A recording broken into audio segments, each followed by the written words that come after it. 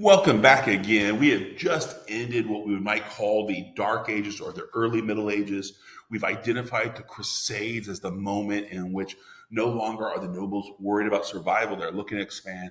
And here we're going to see, I do like to give things nifty nicknames. And here we're going to call the Crusades a successful failure.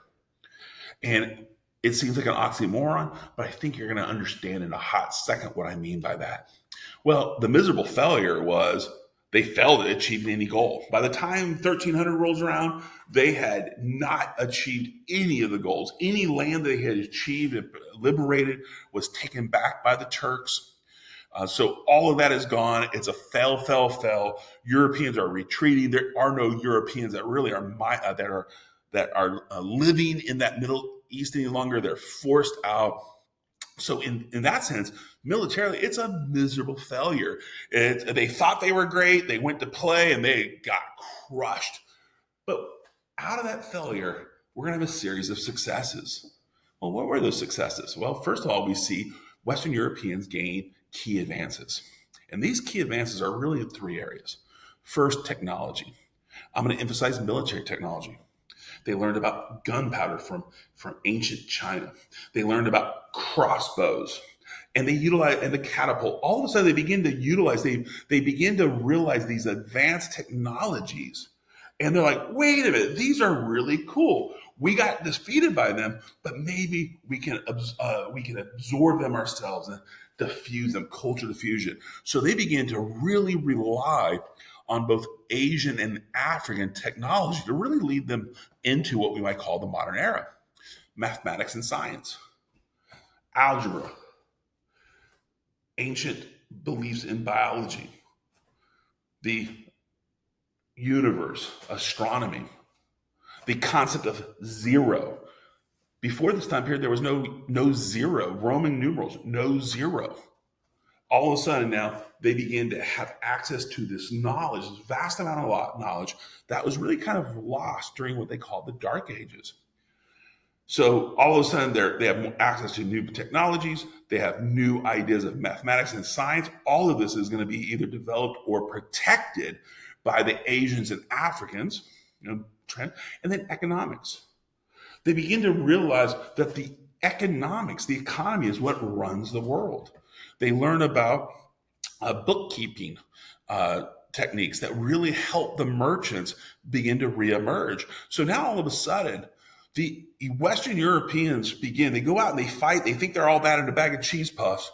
But in the end, they realize they were inferior. Well, how do they become no longer inferior? They're going to embrace the cultural developments, scientific developments, the economic developments that are found in both Africa and Asia. And they're going to make it their own. They're going to bring it together, and they're really going to be really focused.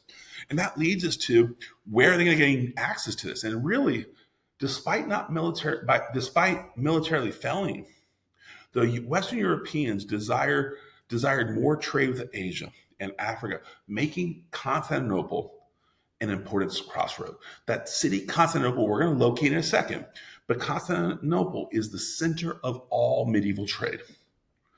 Constantinople is the connection between Europe, Asia, and Africa.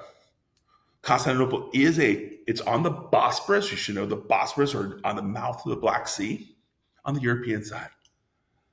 And that's really going to be where we're going to see these developments. How did Western Europe really connect? They know they needed to, but how do they do it? Well, first of all, we see this over here, the Silk Roads. And really for us, you can just I'd probably draw a single line straight from China into Constantinople. And these are the areas in which they were able to learn about China. They begin to learn about the Chinese silk, spices, and porcelain. They really wanted to get a more direct route. We'll see that a little bit later. But China had silk, spices, porcelain. And that's sometimes this is called the Silk Road. For our SO, it's called the Silk Routes. The blue one, the Indian Ocean Maritime. The Indian Ocean maritime routes connected the Indian Ocean world from Zimbabwe to India to Indonesia. And in this area, it's really going to be about ivory, spices, and cotton. And really, that's going to be, we're going to see more about that. But all of a sudden, all of a sudden, the world begins to understand the Chinese goods, the Zimbabwe goods, the Arabic goods, Indian goods, and it connects them. And I hope you can see very easily how the blue and the red connect. The yellow over here, that's going to be the trans-Saharan trade route. The trans-Saharan trade route was significant. It connected Western Europe to the Western Africa to the rest of the world.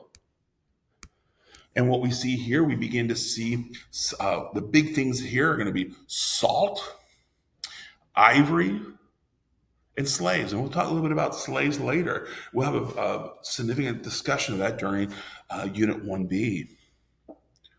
But now all of a sudden, Western Africa is connected, and either directly or indirectly by the city of what? Constantinople. See? Weak. In the purple ones, this is when we begin to see Europe kind of connecting to what city? Constantinople. So we see the significance here is Constantinople is the center of all trades. I will tell you, Constantinople is the stronghold, the mainstay for Western Europe gaining access to the things like silk, spices, porcelain, cotton textiles, the ivory.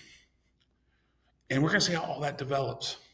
Really significant. Here's another version of that map that I think helps you kind of maybe visualize it a little bit better. Silk roads, maritime, Indian Ocean maritime, the trans-Saharan, and then we have the European trade.